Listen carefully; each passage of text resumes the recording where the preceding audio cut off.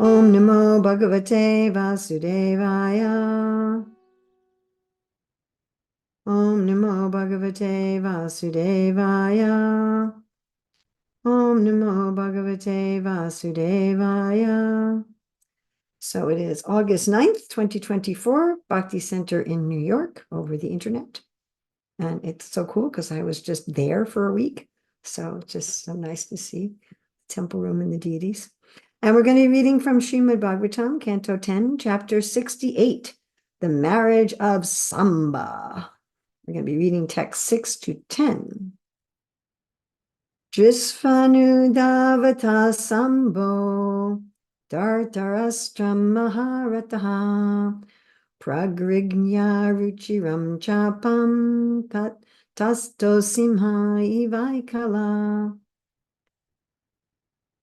Drisva, seeing, Anudvavataha, who were rushing toward him, Samba, Dhartarastram, the followers of Dhritarashtra, Maharataha, the great chariot fighter, Pragriya, seizing, Ruchiram, beautiful, Chapam, his bow, Tastau, he stood, Simhaha, a lion, Eva, like, Ekalaha, all alone. BBT translation, seeing Duryodhana and his companions rushing toward him, Samba, the great chariot fighter, took up his splendid bow and stood alone like a lion. So the Acharyas tell us that this bow is an expansion, just like Samba is Krishna's son, so his bow is an expansion of Krishna's bow, Shanga, so it's beautiful. I don't think in modern times, modern military, that the weapons are beautiful. Maybe, I don't know, but I don't think so. I suppose for the warriors, they may think their guns are beautiful or their missiles are beautiful. Of course, they decorate their planes, their bomber planes sometime, and they give them names also. They may give names to some of their weapons, but in former times, these things were actually beautiful. So text 7. Tamhe jigrikshava krudas tistati bashishna asadya janvino banai karnagranya samakiran. Translation. Determined to capture him, the angry bowmen led by Karna shouted at Samba, "Stand and fight! Stand and fight!" They came straight for him and showered him with arrows. Text 8. So pavida kurushesta kurubir yadunandana namrishyatara chinchyarba simhakshudar mirgai iva. O best of the Kurus, as Krishna's son Samba was being unjustly harassed by the Kurus, that darling of the Yadu dynasty did not tolerate their attack any more than a lion would tolerate an attack by puny animals. So this is the second time that Samba is being compared to a lion. So Srila Jiva Goswami says that this speaking to Maharaj Parikshit, Kuru Shrestha, best of the Kurus, that Sukadeva Goswami understood that Maharaj Parikshit might have been upset with the Kurus for attacking Samba unjustly, or he might have been upset with Samba for having kidnapped Lakshmana. BBT purport. Commenting on the word Achintyarba, Srila Prabhupada writes in Krishna book, Samba, the glorious son of the Yadu dynasty, was endowed with inconceivable potencies as the son of Lord Krishna. And text 9 to 10. Vishpur Jaya Ruchiram Chapam Sarvam Vidyada Satyakai Karadin Sadratam Viras Tadadvir Yugapat Pritak Chaturspis Chaturo Rahan Ekaikena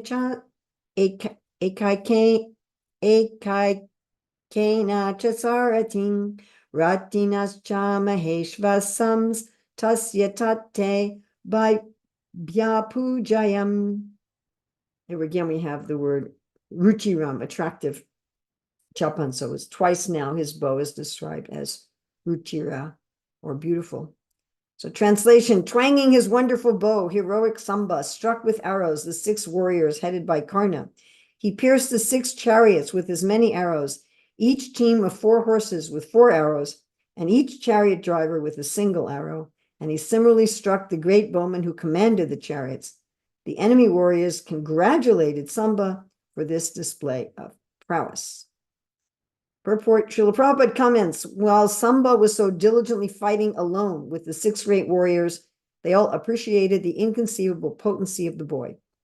Even in the midst of fighting, they admitted frankly that this boy Samba was wonderful. So here we see Samba has kidnapped Lakshmana. It was her Swayamvar. She was supposed to get to choose who to marry. And I mean, we have obviously instances where in the Swayamvar, although the woman got to choose, still she got kidnapped. And in this instance, it specifically stated that Lakshmana really didn't want to marry Samba. She was like, you know, that's not the person I want to marry. I had somebody else in mind. And though the Kurus were upset because the Swayamvar means she's supposed to make her own choice, and therefore they go after Samba. But they're going after him really, as Prabhupada explains in Krishna book, really to test him, to see, okay, are you worthy of our daughter? Are you a suitable match for our daughter? So Samba, of course, is ostensibly a Kshatriya. He's a leader, as one of Krishna's sons. In fact, the sons of Jambavati, headed by Samba, are described as Krishna's favorites, that Krishna was most inclined of all of his many, many, many children, that he was most inclined to Jambavati's children, particularly Samba. Samba is a very interesting personality. He also exists as the son of Lord Shiva, as Kartikeya, who is the commander-in-chief of all of the celestial beings. So the accounts in all the religions and cultures of the world that within the universe there are battles, that there are celestial beings who are on the side of God and on the side of good, and then there are evil beings. And these two different sets of beings vie for control of the universe. Sometimes they vie for control of this earthly planet. I remember many years ago when I ran a Gurukula, we had a library for the children, and I got one book of true angel stories, you know, people who had actually seen angels. And one of them was about a young boy, and his babysitter had taken him to her house, and somehow the babysitter's boyfriend was into occult things, and this child was like napping on the bed, and he actually saw in the ceiling angels and demons fighting each other. So this is a fact. It goes on in the universe. The angels, the celestial beings, and the demons are fighting each other. And at the head of the celestial army is Kartikeya, the son of Lord Shiva, who also appears as the son of Krishna, as Samba. So in ancient times, there was some concept, and I think it exists still somewhat in the modern day, that those who are rulers, the Kshatriyas means government, people who are running the government, that rulers should be qualified. So we're coming up very soon in the United States, where I am at present and where the Bhakti Center is, to electing our commander-in-chief, to collecting our chief executive, the president of the United States. And of course, we're also electing in many states different legislators and judges and other people in government. And there is some sense that these people should be qualified to lead the government. Right? I mean, that's the idea, that we want to have people in charge who are qualified to be in charge. You don't want someone in charge who doesn't know what they're doing, or, you know, who's incompetent, nor do you want someone in charge who's immoral. You don't want someone who's going to just take the tax money for themselves, you know, try to enjoy you want a different kind of leader. You want someone who's really feeling for the good of the country. And so Samba's being tested. like this. He's being tested by the Kurus. This battle that's taking place here is actually a test. Are you a qualified kshatriya? Are you a qualified government administrator? Are you qualified to be a husband to a kshatrani, to a woman who's also in the royal order?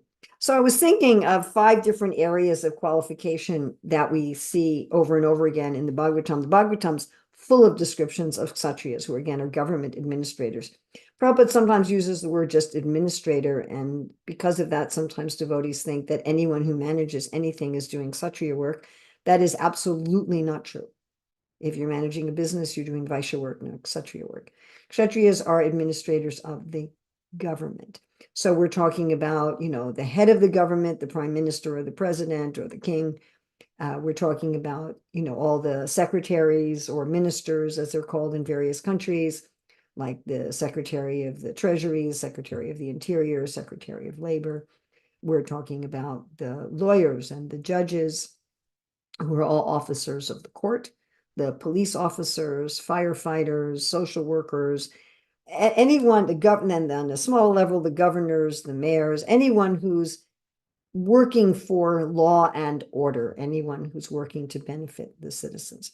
All right, so these 5 categories I was thinking of qualification is that you have some demonstration that you've been trained in the skills of leadership.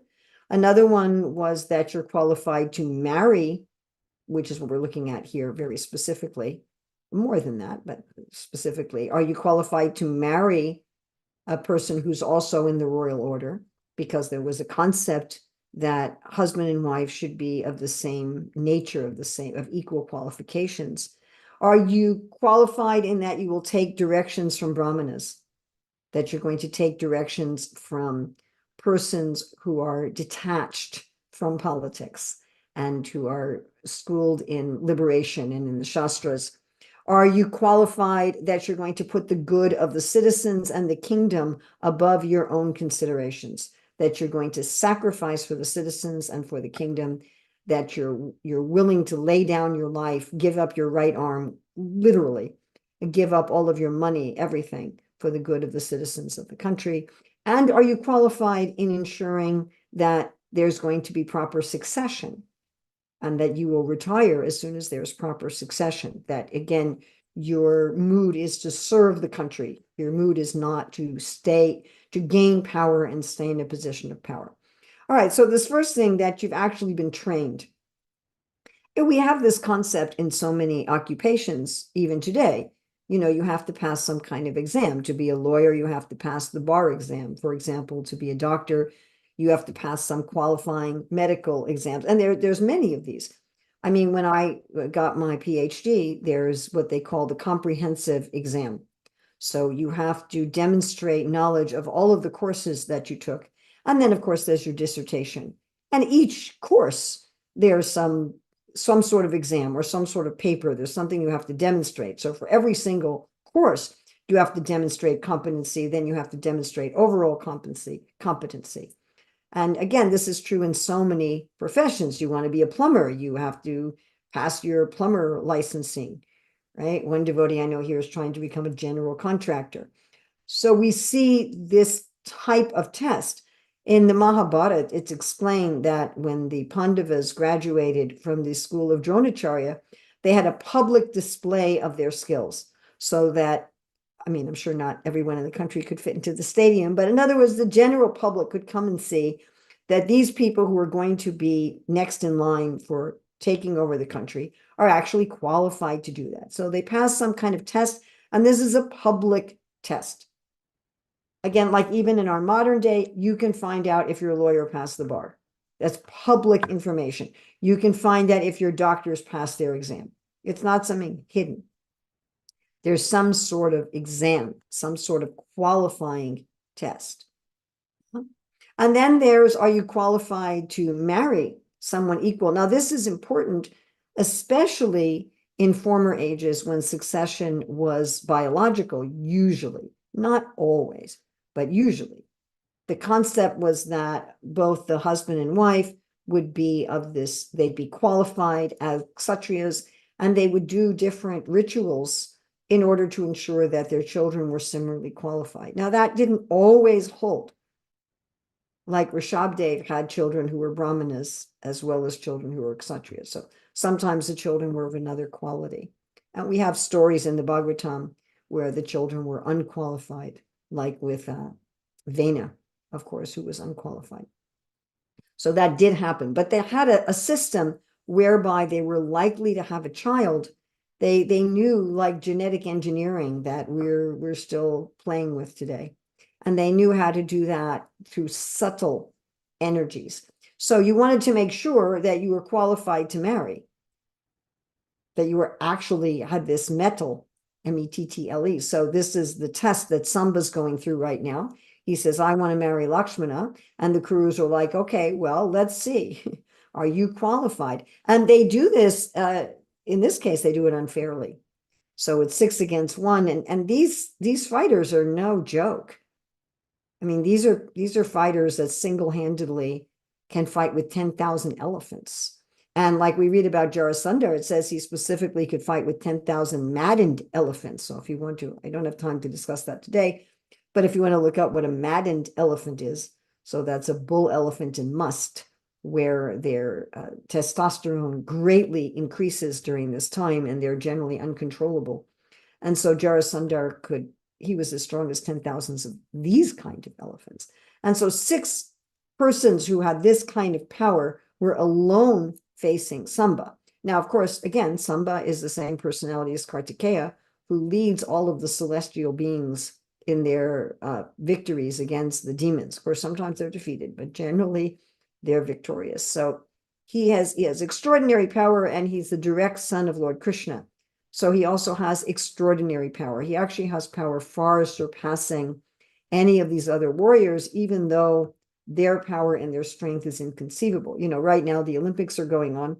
And so the strongest, most athletic, I mean, probably not literally, because not every strong athletic person competes in the Olympics, but at least in theory, the strongest, most athletic people are competing to see who is the best. And, you know, these guys are so close in strength that some of these contests are decided by, you know, like 0.005 seconds as to who is fastest.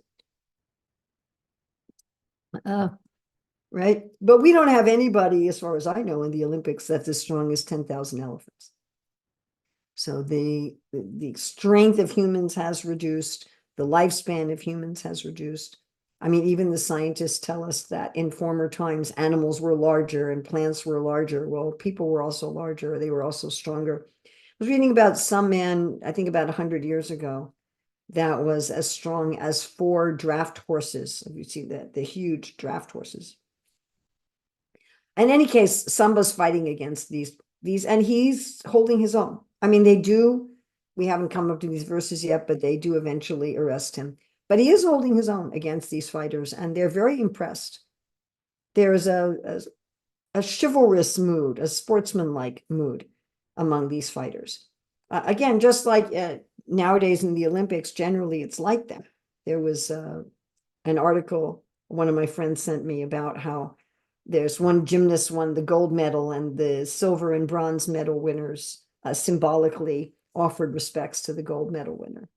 So there's this mood that of celebrating even those who defeat you. Oh, you've done a great job. And that's what's happening in today's verses, that the Kurus are saying, wow, Samba really is qualified. He's going to be able to be an equal match for our daughter, who's a Kshatrani, and will be able to produce children who can carry on. So this is another element about succession and retirement, that if you're a leader, you need to provide for succession. I mean, right now, also in the United States, we just had the 2 candidates recently pick their vice presidential persons. That's succession. They're saying, I'm picking the person who, if I die or become incapacitated in office, is going to continue to take care of the country. And so that's extremely important. Who do you pick? You know, we look at that. We look at the candidates and we see what kind of person are they choosing to carry on their succession. Of course, generally the vice presidents don't become presidents, though we have had a series in this country where those who were vice president run for office. This is what just happened with Biden, of course. He was vice president, then he ran for office and became president. But this was the concept in ancient times, that your child becomes the ruler after you and their child becomes the ruler after them. So are you qualified to do that? Are you qualified to have children who will be competent? And are you qualified to train those children? Do you have that mood? In the classic book on business management called Good to Great by Jim Collins, which any of us who study management, we have to read that book. And he talks about that excellent leaders prepare for succession and retirement, that they're not in that position to be power hungry. They're not thinking, well, I'm going to be the ruler and I'm going to rule as long as possible and I'm going to kill all of my opponents. I'm going to kill anybody who's a competitor. Right? Kamsa was that kind of ruler where he imprisoned his own father and so forth. But the concept is that you provide for a successor, you train that successor, you test that successor, and as soon as that successor is qualified, you retire. So let's say you marry at 25 and your wife has a child when you're 26, 27. And by the time that child is 25, and you're in your early 50s and you've trained that child, then you retire. This concept of people going on and ruling as we're finding in the modern day, when they're in their 60s or their 70s or their 80s was unknown in qualified rulers. Qualified rulers said, great, now I've got someone else qualified.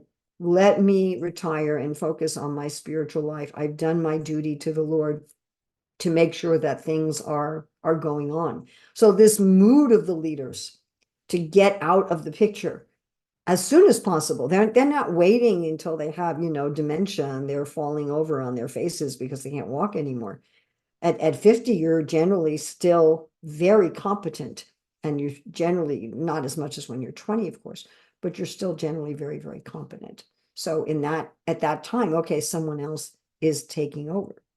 And that's part of the reason they're looking at, are you qualified to marry? Because they're looking at succession and retirement. And this concept of succession and retirement is part of the concept of putting the kingdom first. Being willing to sacrifice your bodily limbs, your life, your family, your wealth, everything for the good of the country, for the good of the citizens. And Prabhupada will say not just the human citizens, but also the animal citizens, the plant citizens, the bird citizens, and anyone who's in your country. And that is because those who are qualified to be kshatriyas, they're kind of in the mood of being parents. So this is the natural inclination of parents, even in the animal kingdom. Of course, some animals eat their children and so forth, but generally in the animal kingdom, the parents will sacrifice to save their children. In fact, particularly the mothers, although sometimes also with the fathers, but particularly this maternal urge to protect is stronger in the animal kingdom than the sexual urge.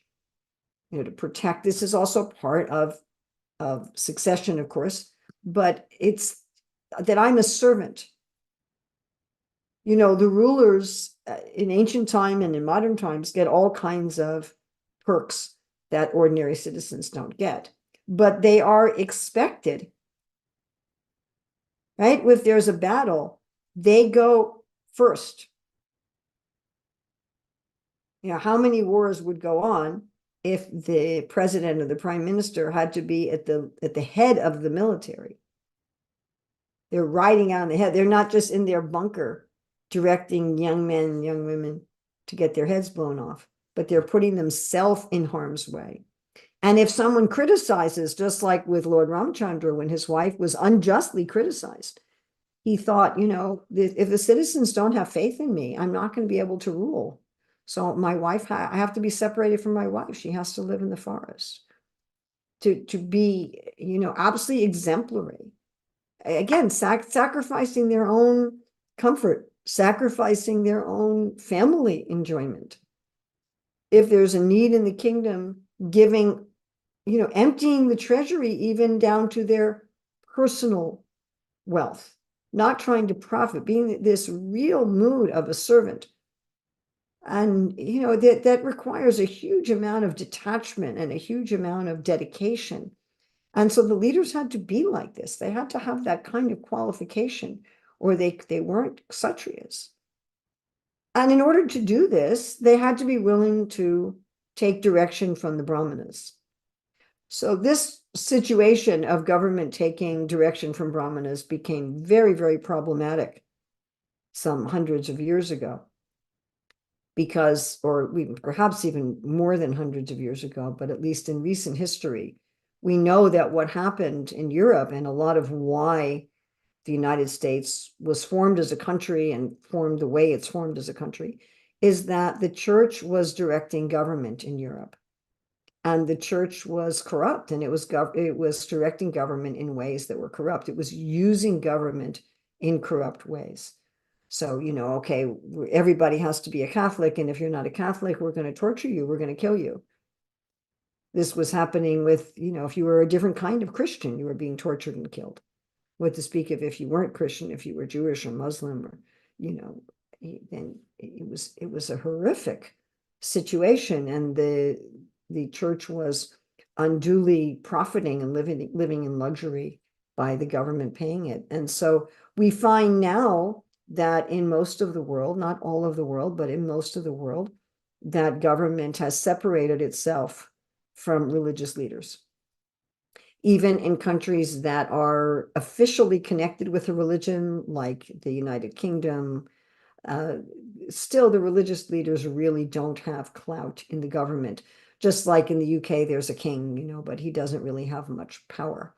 And in America, we specifically formed a country where we said, religion is not going to be telling the government what to do. Of course, it's like your house is dirty, you burn down your house kind of thing. What we really need are proper brahmanas who are not pushing some sort of sectarian agenda, that everybody has to be a particular religion, and nor are they corrupt so that they're trying to live a luxurious life by siphoning off money from government. But although the kshatriyas have to be very detached in order to rule properly, the brahmanas are supposed to be even more detached than the kshatriyas. They're kind of separate from life in general. They're not financially beholden to anyone, and they're not caught up in politics. They're not caught up in business. They're not caught up in the nitty-gritty of life. They have a very detached mood, and they have a long-term vision of what's good for society. And when persons like that are guiding the government, then it keeps the government people behaving properly. We have, again, some concept of that in modern society, not with religion per se, but with intellectuals in general. We have the concept, what we sort of substituted for this direction from the brahmanas in the United States and in a lot of the world is journalists.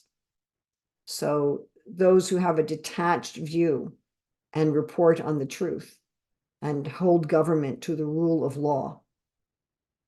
We do have this kind of concept that having a free press is a way that the government is beholden to the brahmanas, but it doesn't really work as well. It just doesn't really work as well as if the people who are guiding the government are actual brahmanas. So one of the tests of an administrator, government administrator, is, are you going to be respectful to the brahmanas? Now, in ancient times, the brahmanas actually had power superseding that of the kshatriyas. So if a brahmana said to you, become a dog, you turned into a dog in front of everybody's eyes. And so the kshatriyas were actually afraid of the brahmanas. With the corruption of Shringi, that is gone. So modern scientists and intellectuals, they can't do that. And therefore the kshatriyas feel that they can act with impunity and not have anybody overseeing them. And so Vedic society is not just about internally developing love for God. And these stories are not just about Krishna's Leelas. Here we have Krishna's Dwarka Leelas and with his son, and the love between Samba and Krishna, and the love between Samba and Balaram. Srila Jiva Goswami says that Balaram specifically was the one who trained Samba in the military arts. But they're also about how to have an ideal society, because we devotees of Krishna, we're not just simply interested in going off to the forest, you know, whether it's the Vrindavan forest or Himalaya forest, and chanting and attaining liberation and prema, but we're also interested in having a world that will be favorable to the Lord. We're interested in having a world that's like that of the Devas, where we're actually godly persons. And to do that, those who are the leaders of society should be able to pass these tests, that they've been properly trained, that they can properly marry, that they'll arrange for succession and retirement, that they're going to put the good of the citizens in front of their own good, and that they're willing to take advice from saintly persons. So we have a little bit of time for questions. Yes, Rama. Wow. Thank you very much. Can you hear me okay? I can hear you just. Yeah. Yeah, you brought it home there. The Prabhupada told us that you're talking about a very important subject. Who is qualified to be husband? Who is qualified to be a leadership person? Who is qualified to be a teacher? And scripture very simply and clearly explains, don't do that. Don't be a father. Don't be a teacher. Don't be a leadership person. Don't be a husband or a wife unless you're prepared to deliver your students, your constituents, your spouse from repeated birth and death, and bring them into the devotional service to Krishna. So that's a very bottom line to the whole thing of qualification. Is your intention, like you say, being respectful to the religious leaders like the Brahmins, is your intention to care for those in your, in your care by helping them in their faith and inspiring them and to surrender to Krishna and obey God? I mean, that's all. I'm talking too long, but that's all I have to say. Where's the show, Prabhupada? No, that's the ultimate test of qualification. Are you going to, with this, and this is included in, are you going to be under the guidance of the Brahmanas? Are you going to lead people to spiritual perfection, not just make them happy in this world? Thank you very much. Mahalakshmi, yes.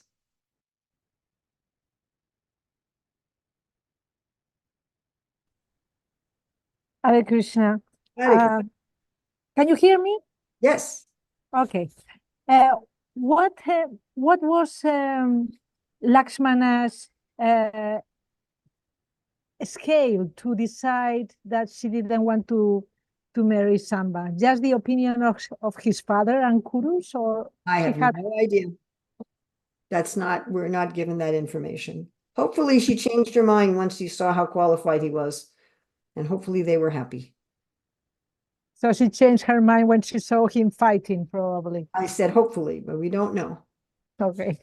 We know that information is not given. So we know that the Kurus changed their mind, and when they saw how qualified Samba was. Also, they were threatened by Balaram, so they changed their mind, and hopefully Lakshmana was happy.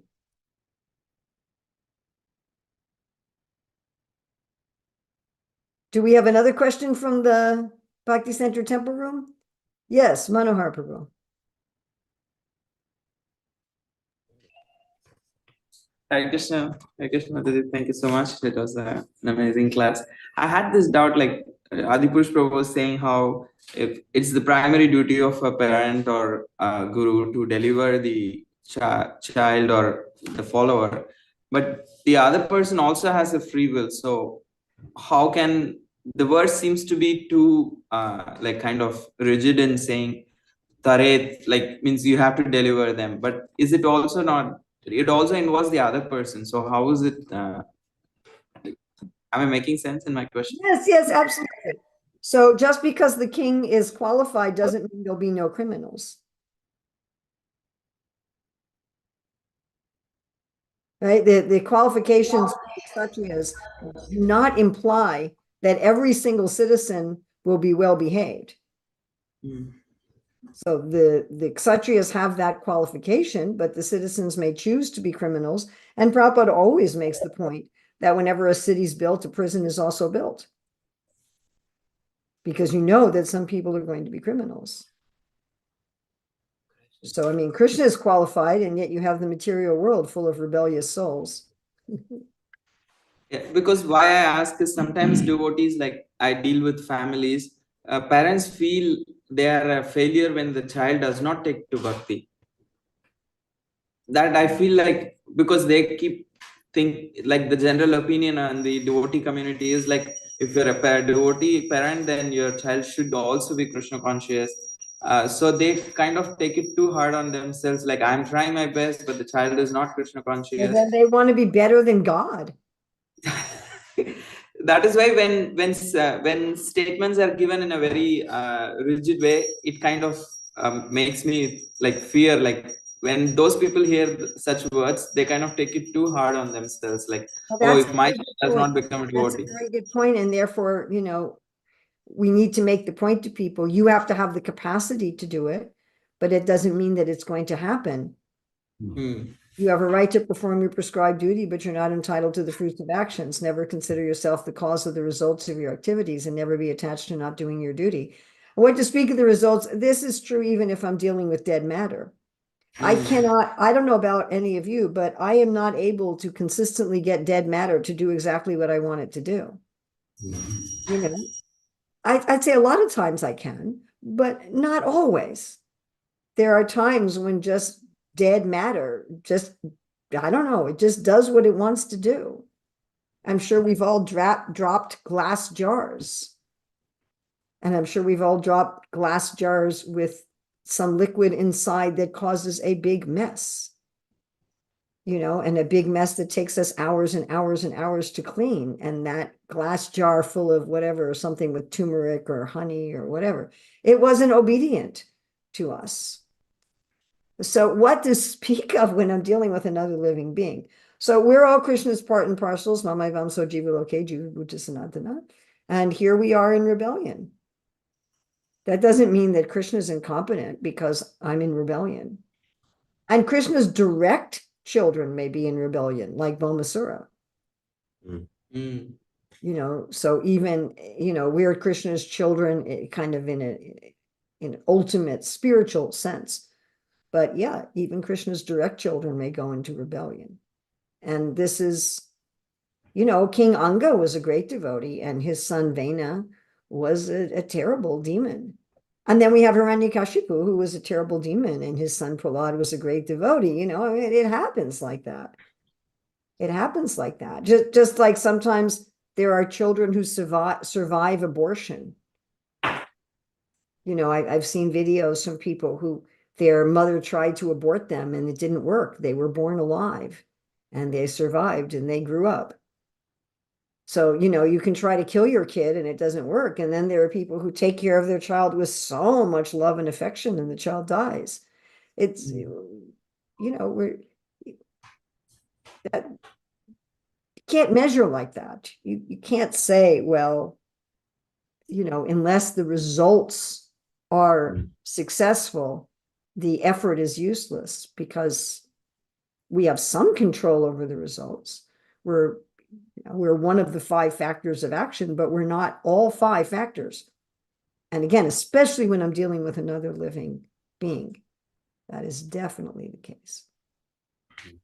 So Thank you. Yeah. Thank you. We really need to do that. Otherwise, what happens is parents try to force. Bhima Prabhu. Yes, do you have a question?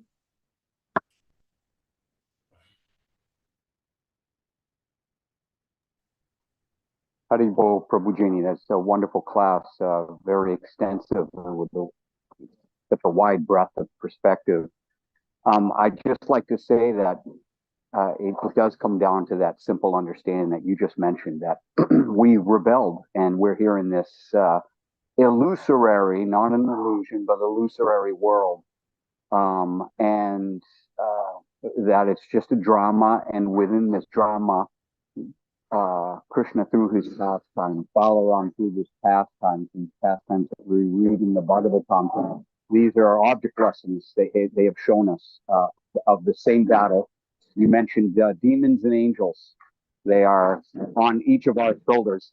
Excuse the banging of horses in the background if you can hear me. There's demons and angels, one on each side of our shoulder, and that this Kurukshetra, this pastime, this Bhagavatam itself is going on inside us. And until we become exhausted with this world that we've come into, this false playground, until we become exhausted, it will not be revealed to us as to what we've truly lost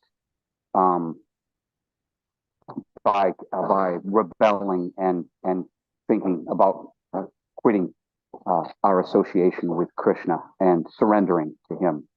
So, anyways, that's how I felt it I feel it when I hear these pastimes. That how does this pertain to me? What is the rebellion I'm seeing? What is the mistakes that I'm seeing in this that I can inculcate into my day-to-day existence? And then, of course, what can I expect Krishna as a devotee, as a trying to be a devotee? What can I expect to come at me from Krishna as a means of correction? That every pain that we go through is Krishna, despite how heavy it is, it's Krishna's way of sort of not only chastising us, but leading us, sort of grabbing us by the ear, leading us back in the right direction. Yeah, Anyways, well, my main feeling about the applicability to ourselves is twofold. That first of all, we should actually be qualified for the service that we do. We should ensure that we're qualified, and each service has different levels of qualification. And the other is that we should do our best to try to get leaders of society who are qualified. It's one of the desires of Srila Prabhupada that our movement would produce leaders of society that were qualified. So it is 8 o'clock. I think we're going to greet the deities now. Thank you very, very much for the opportunity to speak at the Bhakti Center from a distant place. Thank you, Urmila Devi Dasi, for always drawing the line between where the Shastra is and where we are. Thank you so much. Wonderful class. Thank you.